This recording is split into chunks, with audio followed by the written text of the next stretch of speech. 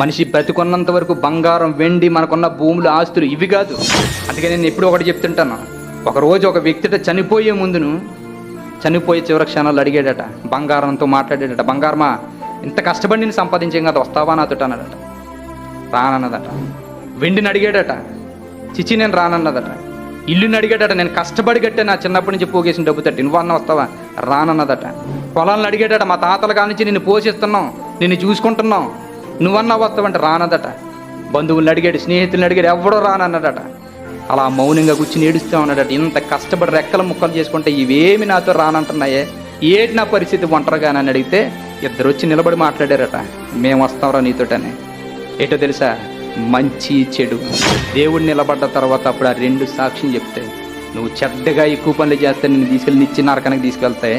నువ్వు మంచిగా ఎక్కువ పనులు చేస్తుంటే సత్క్రియలు అనే ధనాన్ని పోగేసుకుంటే నిత్య జీవానికి తీసుకువెళ్తాయి.